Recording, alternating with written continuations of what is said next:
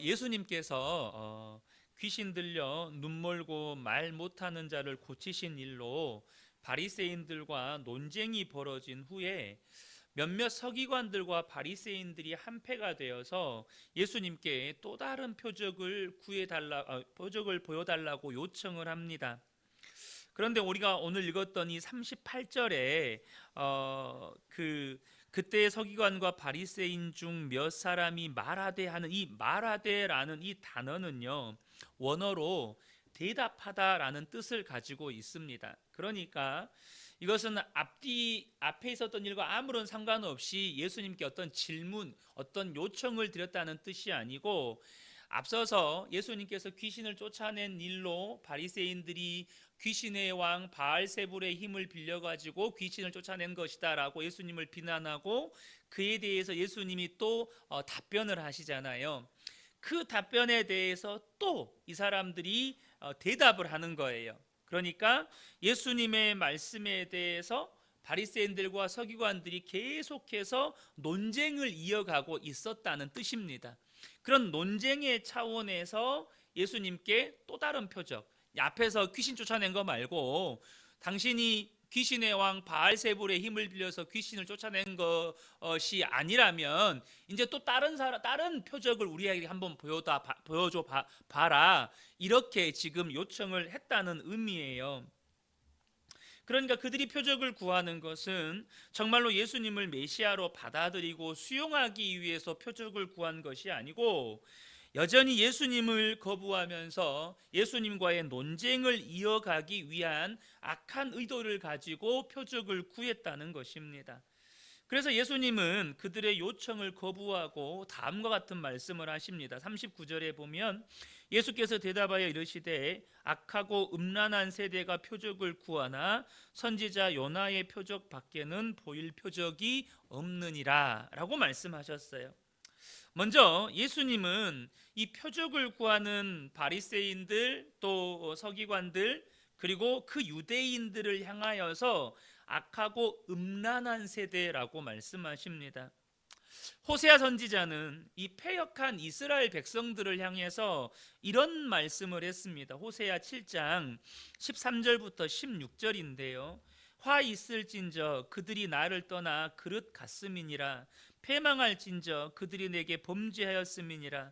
내가 그들을 건져주려 하나 그들이 나를 거슬러 거짓을 말하고 성심으로 나를 부르지 아니하였으며 오직 침상에서 슬피 부르짖으며 곡식과 새 포도주로 말미암아 모이며 나를 거역하는도다.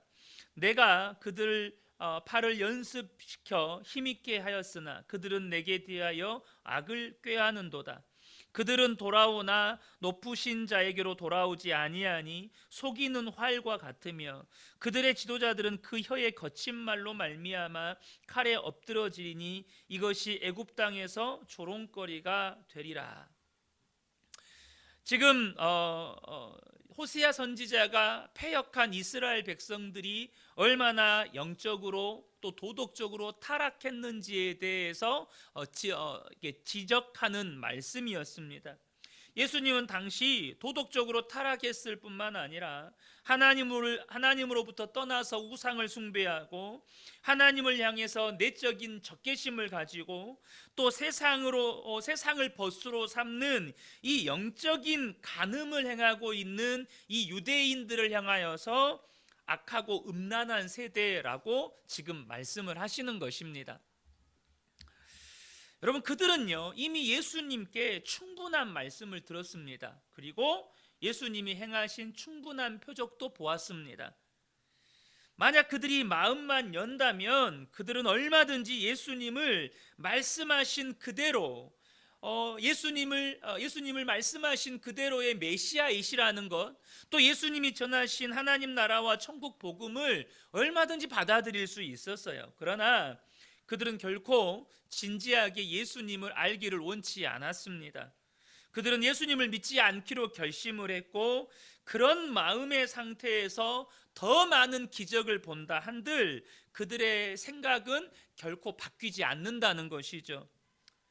그것을 예수님께서 아시기 때문에 예수님께서 더 이상 표적을 보여주시지도 않았을 뿐만 아니라 그들을 향하여서 악하고 음란한 세대다라고 말씀하시는 것입니다.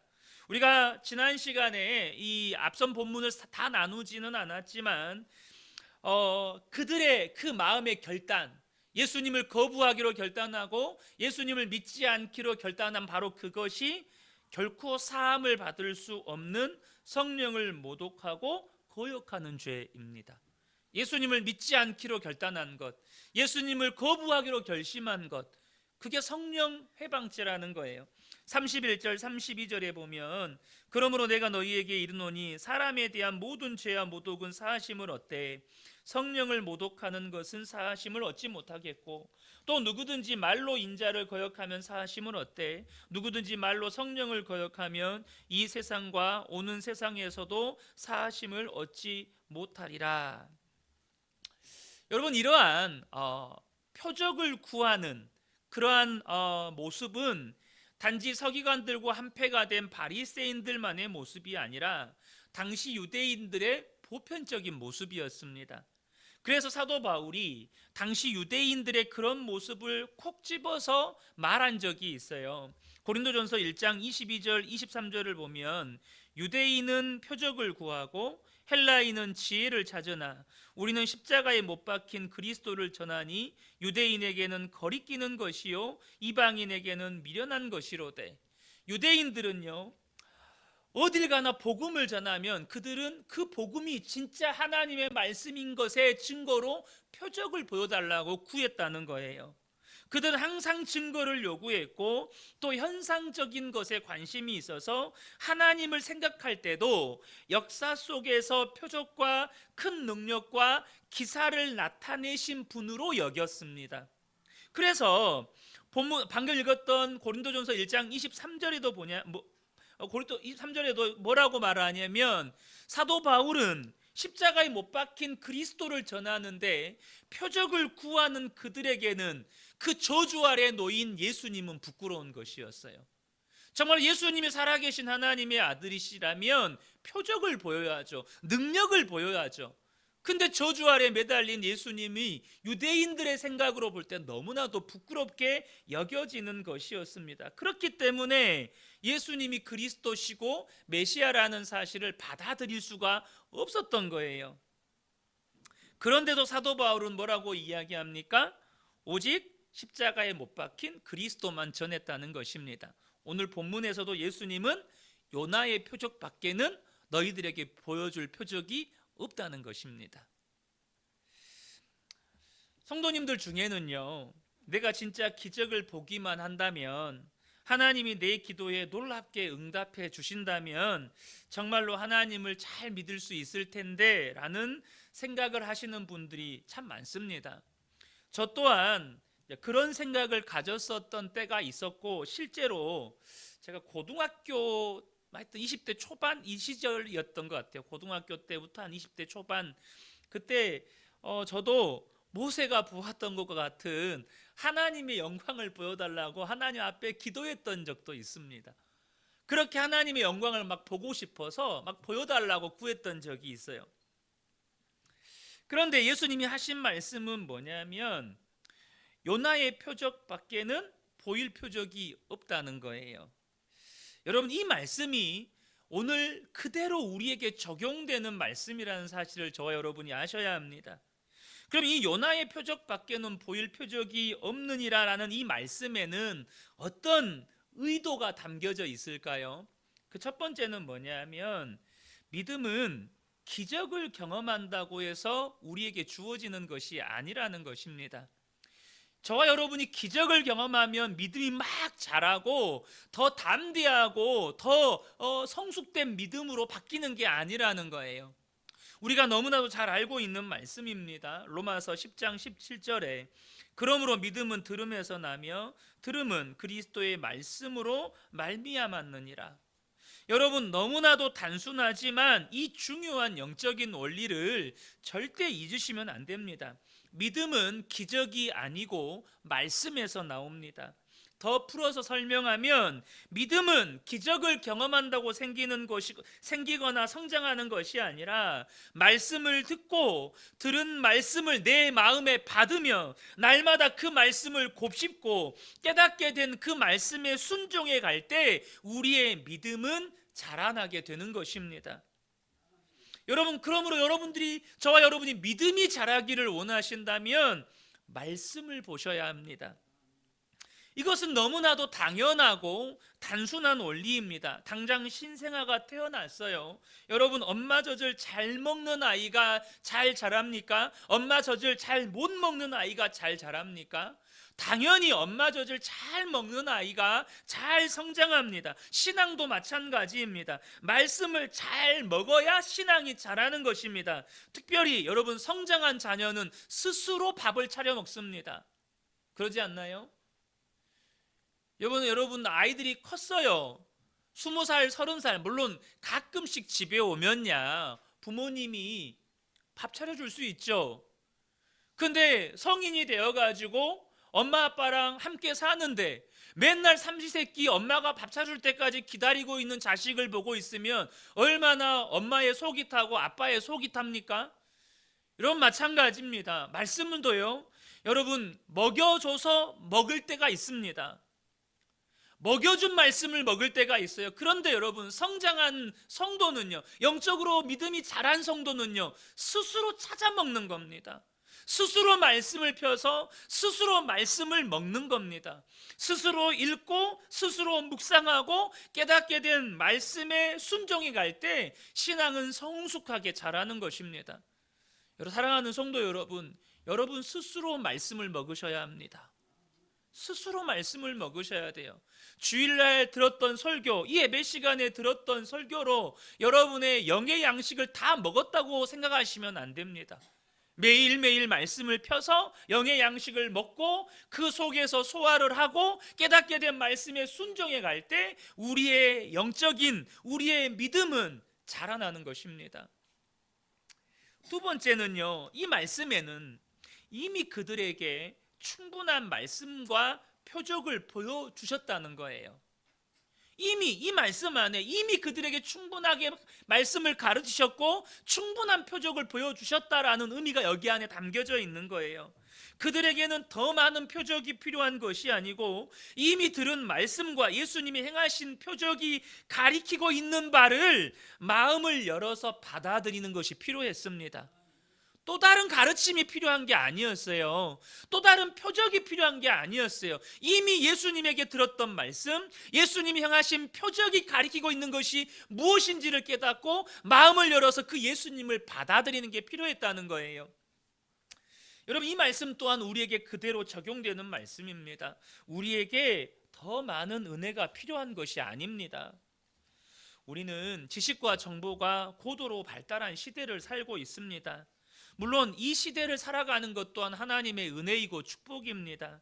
그렇지만 지식이 발달하고 정보가 방대한 것이 우리에게 꼭 좋은 점만 있는 것은 아닙니다.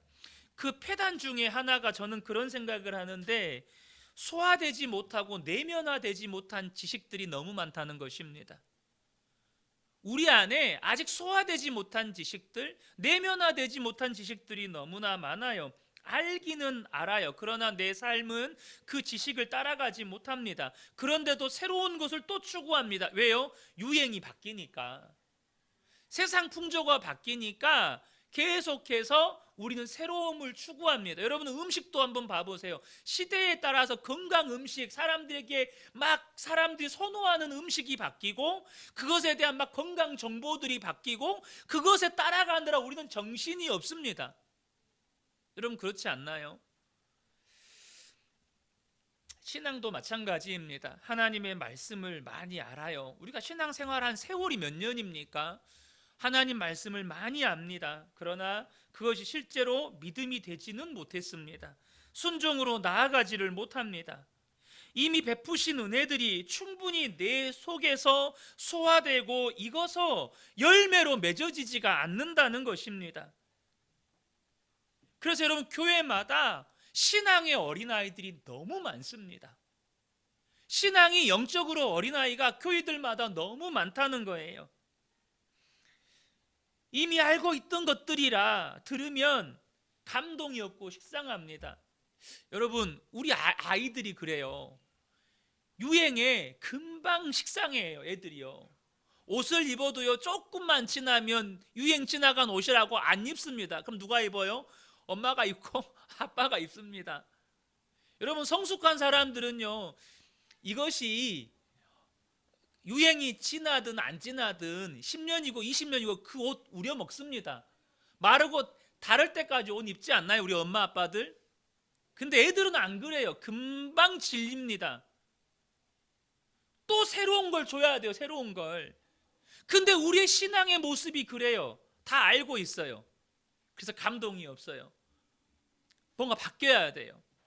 똑같은 말씀이어도 새로워져야 돼요. 여러분, 마치 유대인들이 또 다른 표적을 구하는 것처럼 우리가 새로운 말씀, 새로운 은혜, 또 다른 은혜 구하고 있다는 겁니다. 저와 여러분이 꼭 기억하셔야 합니다. 하나님이 우리에게 베푸신 은혜는 이미 충분합니다. 십자가는 완전합니다. 하나님이 우리에게 베푸신 은혜가 이미 충분하다는 거예요. 우리가 알고 있는 하나님의 말씀이 우리를 구원하기에 부족함이 없습니다. 그러므로 저와 여러분이 이미 내게 베푸신 은혜 속에 깊이 들어가셔야 합니다. 십자가 안에 깊이 들어가셔야 합니다. 하나님의 말씀에 깊이 들어가셔야 합니다. 사도 바울이 에베소 교회 성도들을 위해서 기도할 때 이 기도를 했습니다. 에베소서 1장 17절부터 19절입니다.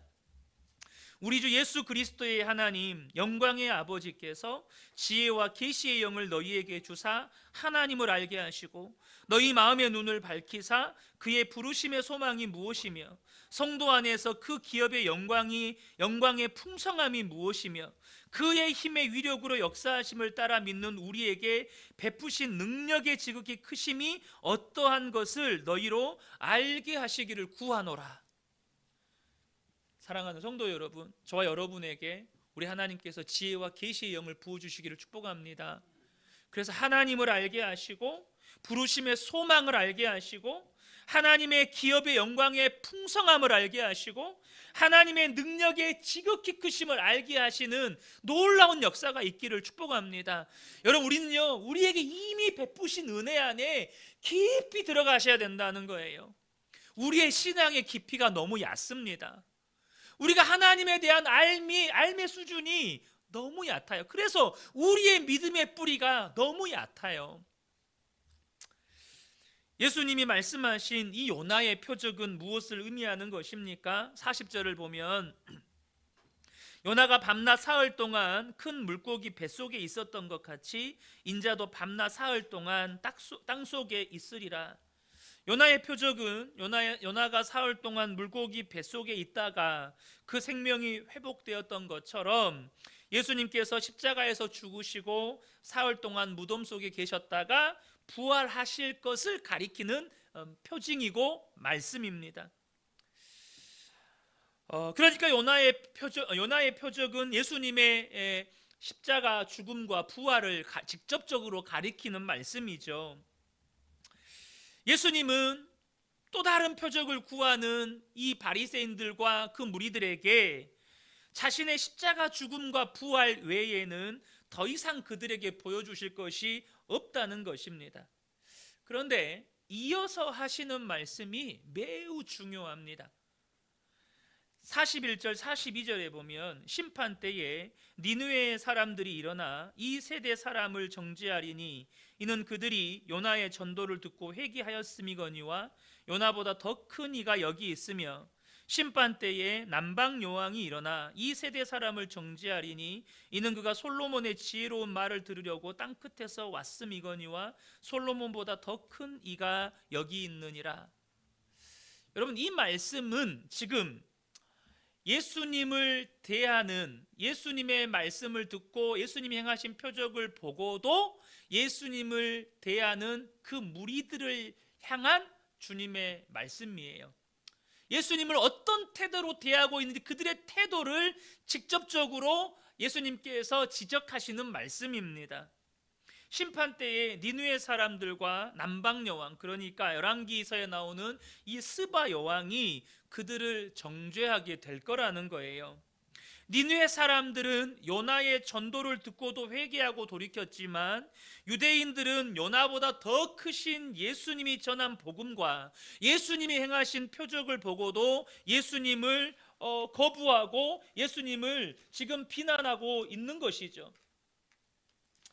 또한 스바 여왕이 남부 아라비아에서까지 찾아와서 솔로몬의 지혜를 들었지만 솔로몬보다 더 크신 예수님이 전하신 말씀을 듣고도 유대인들은 그 예수님을 거부했기 때문입니다. 그러니까 지금 유대인들은, 여러분 당장 이 말씀을 보면 지금 예수님 앞에 있는 유대인들은 과거 니느웨 사람들이나 스바 여왕과는 비교도 안 되는 은혜를 받았다는 사실이에요. 요나보다 크신 예수님께서, 솔로몬보다 더 크신 예수님께서 그들에게 말씀을 가르치셨고 천국 복음을 전하셨고 심지어 그 놀라운 표적을 행했다는 것은 니느웨 사람들보다 스바 여왕보다 더 큰 은혜를 받았다는 것입니다. 그런데도 그들은 예수님을 거부했습니다. 저는 이 말씀을 오늘 이렇게 묵상하고 준비하면서 은혜의 홍수 속에서 이 시대를 살고 있는 우리를 향한 질책과 경고의 말씀처럼 다가왔습니다. 여러분, 우리는 당장 예수님이 말씀하신 니느웨 사람들이나 스바 여왕과는 비교도 안 되는 은혜를 받은 사람들입니다. 또 그들과는 비교도 안 되는 은혜의 시대를 살고 있는 사람들이에요. 하지만 심판 때에 이 니느웨 사람들과 스바 여왕으로부터 예수님 당시 유대인들뿐만이 아니고 저와 여러분도 그 정죄의 대상이 될 수도 있겠다라는 생각이 드는 것입니다. 여러분, 니느웨 사람들이나 스바 여왕은 한 번 말씀을 듣는 것이 전부였습니다.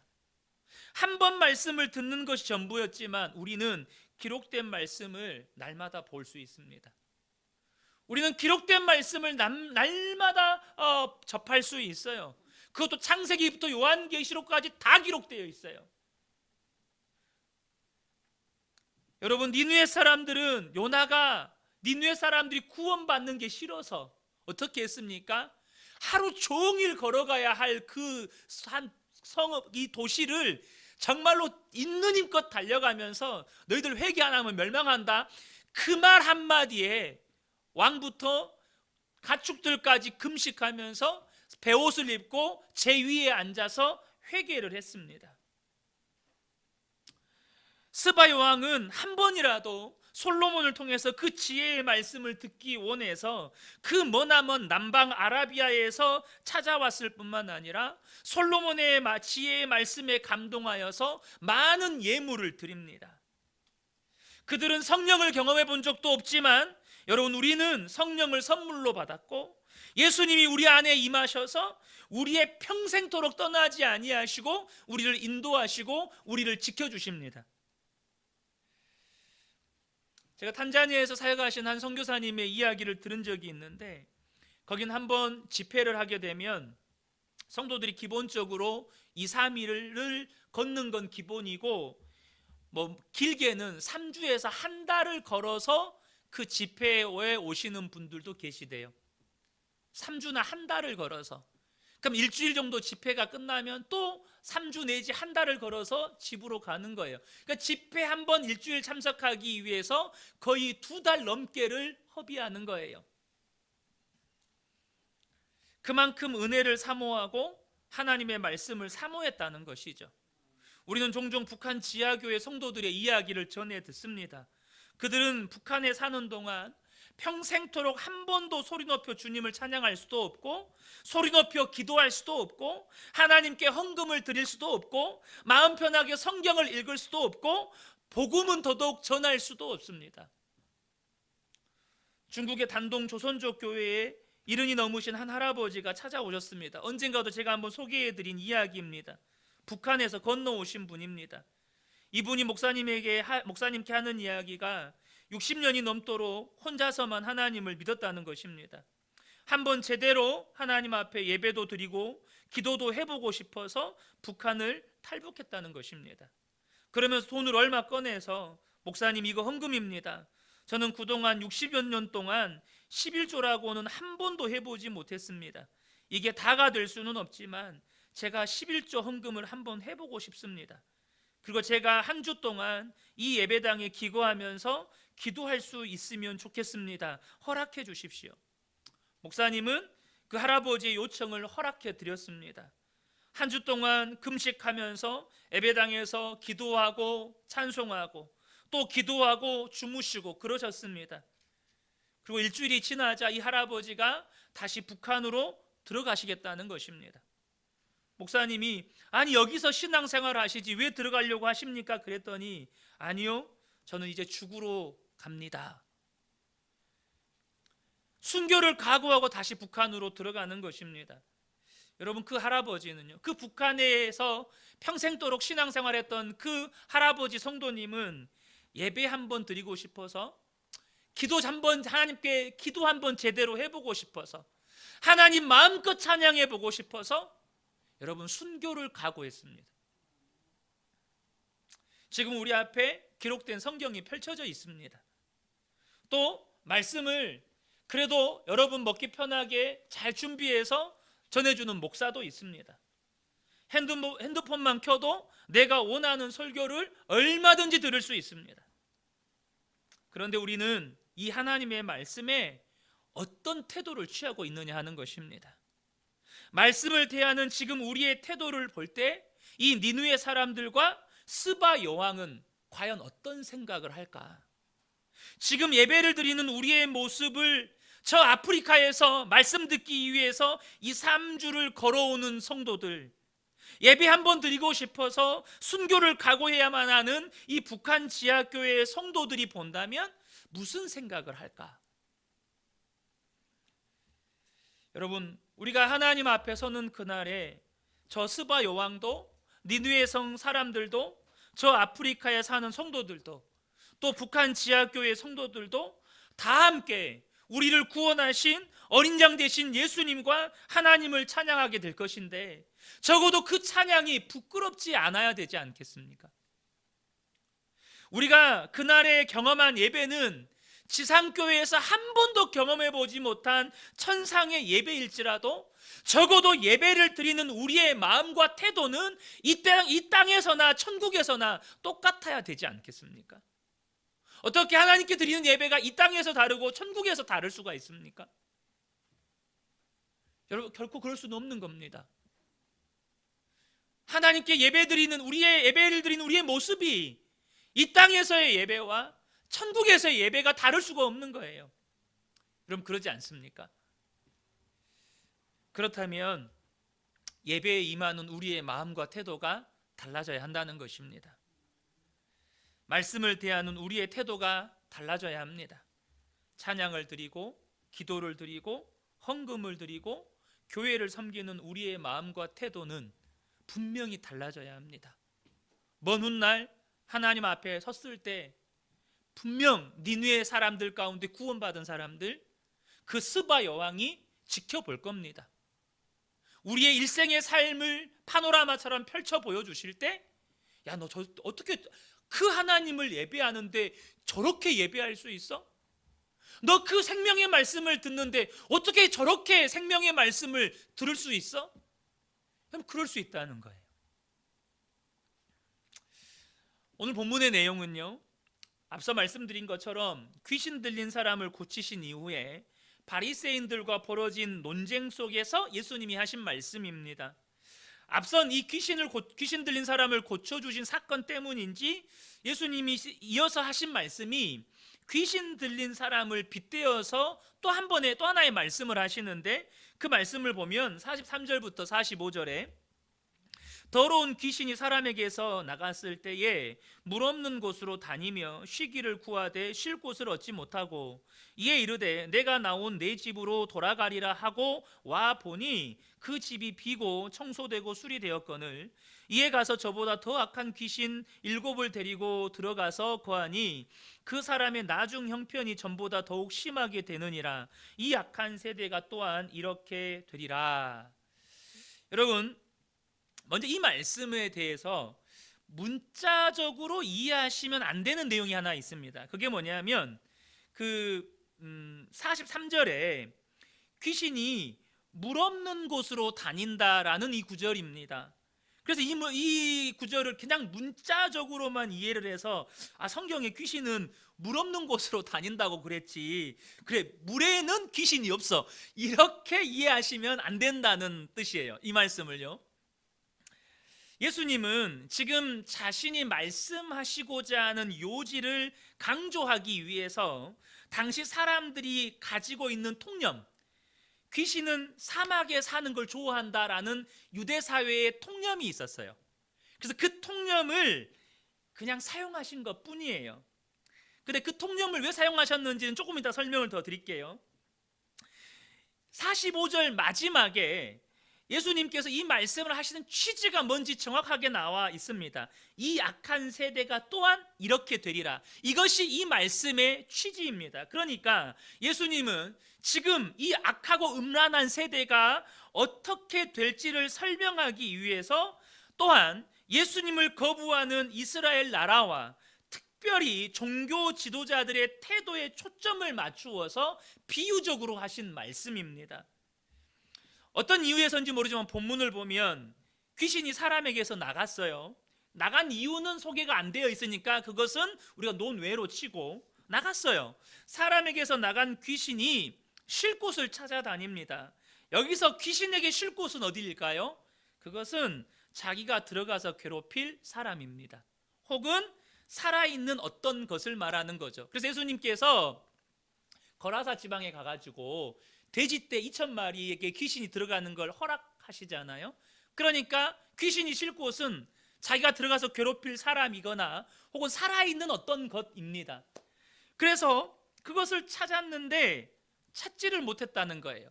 여기에서 귀신이 물 없는 곳으로 다니며라는 비유가 사용이 돼요. 다시 말하면 사막에서, 물 없는 곳이 어디죠? 사막이잖아요. 사막에서 물을 찾기가 쉽지 않은 것처럼 이 귀신이 자기가 들어가서 괴롭힐 사람을 찾았는데 못 찾았다는 거예요. 이해되시죠? 못 찾았다는 거예요.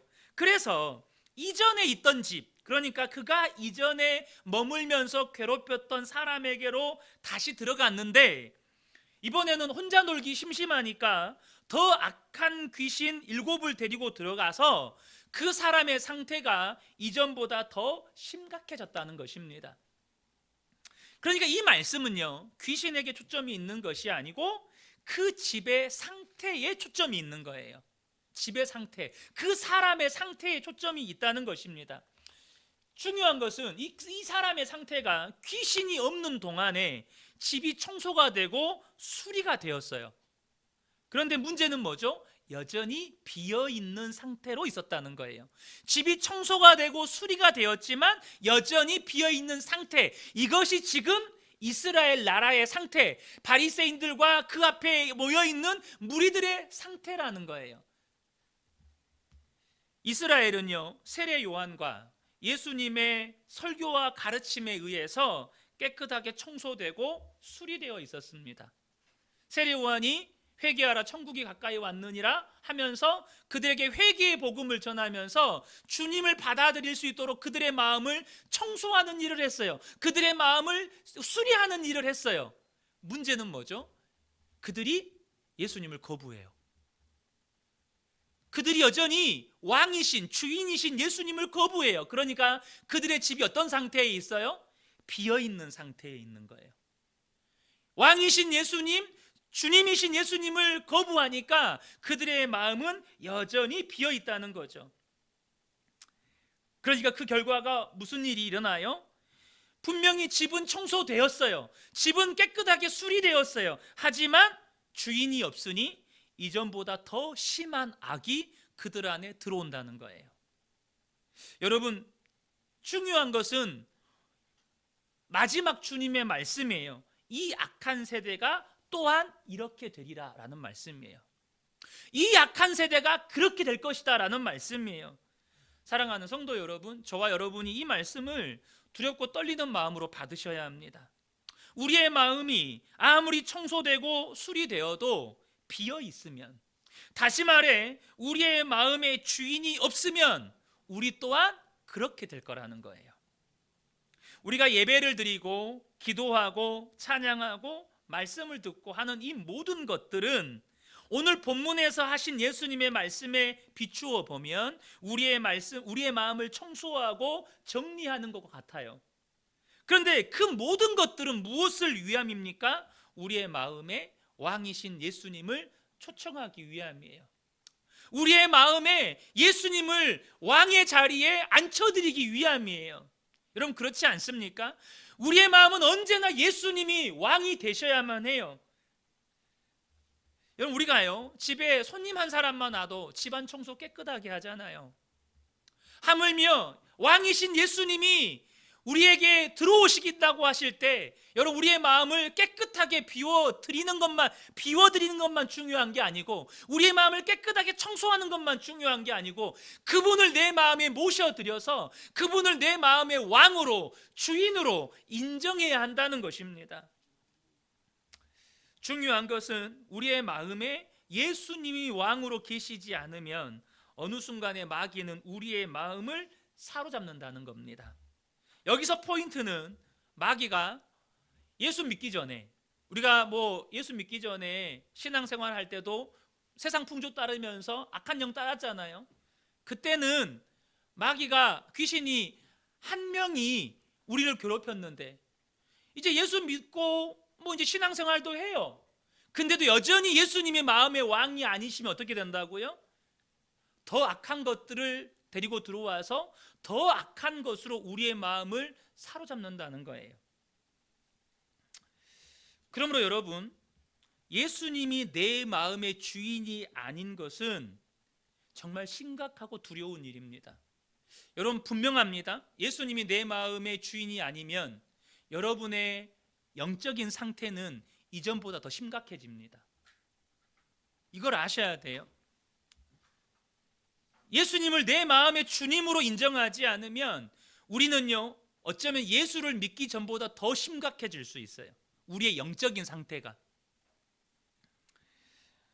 성도들 중에는 예수님을 분명 주님이라고 고백은 해요. 하지만 실제로 예수님을 내 삶의 주인으로, 왕으로 모시고 사는 것을 부담스러워하는 분들이 많습니다. 왜 그렇습니까? 예수님이 내 마음의 왕이 되시고 주인이 되시면 내 마음대로 하고 못 살 것 같으니까, 내가 하고 싶은 것도 못하고 내가 가고 싶은 것도 못 가고 내 꿈도 못 이룰 것 같고, 그냥 말 그대로 코 깬 송아지처럼 주님이 이끄시는 대로만 끌려다녀야 될 것 같으니까, 주님이라고 고백은 하는데 삶의 실제 자리에서 예수님을 내 마음의 왕으로, 주인으로 모시는 것을 부담스러워하는 분들이 굉장히 많습니다. 여러분, 그러나 이제는 정말 아셔야 합니다. 예수님이 내 마음의 주인이 아니시면 마귀가 내 마음을 이전보다 더 악한 것들로 내 마음을 사로잡을 수 있습니다. 그러므로 저와 여러분, 이제는 입장을 분명히 하셔야 합니다. 이제부터는 정말로 예수님이 왕이신 삶, 예수님이 나의 주인이신 삶을 사셔야 합니다. 여러분 주변에 한번, 당장 주변 보지 말고 여러분 자신을 한번 돌아보세요.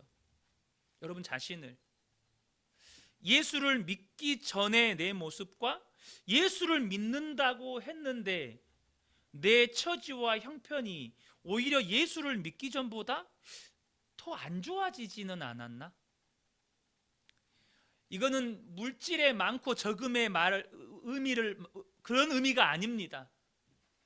문제만 생기면 근심에 쌓이고 염려에 쌓이고 원망하고 불평하고, 적어도 여러분, 우리 어렸을 때는요, 근심 걱정 없이 살지 않았습니까? 아무리 가난해도 부모님 밑에서 자랄 때, 여러분, 전 피부가 건조해서 어렸을 때 정말 손이 많이 텄거든요. 콧물 쭉쭉 흘리면서 이거 소매로 닦으면 여기 노란 코 묻어 있고, 저만 그렇습니까? 여러분, 그런 시절이 있었잖아요. 저도 저 검정 고무신 신었습니다. 저 검정 고무신 신고 저 시골 살 때 검정 고무신 신었어요. 지금 검정 고무신 구경도 못 해봅니다. 근데요 여러분, 그때는 걱정 근심 없이 살았어요. 근데 여러분 어떻습니까? 예수를 믿고 시간이 많이 지났어요. 여러분 걱정 근심 다 주님께 맡기셨습니까? 여러분 정확하게 여러분의 영적인 상태를 진단하셔야 합니다. 그래서 저와 여러분 정말로 예수님이 내 마음의 왕이 아니시면, 주인이 아니시면 마귀가 이전보다 더 악한 것들로 내 마음을 사로잡고 죄의 종로로 타게 만들고 마귀의 종로로 타며 살게 만든다는 거예요. 이게 두려운 겁니다. 여러분 이젠 정말로 예수님을 마음의 왕으로 모시기를 축복합니다. 예수님이 내 마음의 주인이십니다. 나는 주님이 말씀하시면 오직 순종만 하겠습니다. 여러분 이것이 마지막 때에 우는 사자처럼 우리를 삼키려는 마귀에게 승리하는 비결입니다. 내가 싸우는 게 아니라 주님이 싸우시는 겁니다. 주님이 내 마음의 왕이시니까 주님이 싸우시는 겁니다. 내가 주인이면 내가 싸워야 돼요. 그러니까 100번 싸우면 100번 패하는 거예요. 그러나 주님이 왕이시면 주님이 반드시 승리하십니다. 저는 우리 모든 성도님들이 이 약하고 음란한 세대를 따르지 않고 오직 왕 되시고 우리의 생명 되신 예수님만을 따라 살아가는 그런 복된 분들 되시기를 예수님의 이름으로 축복합니다. 아멘.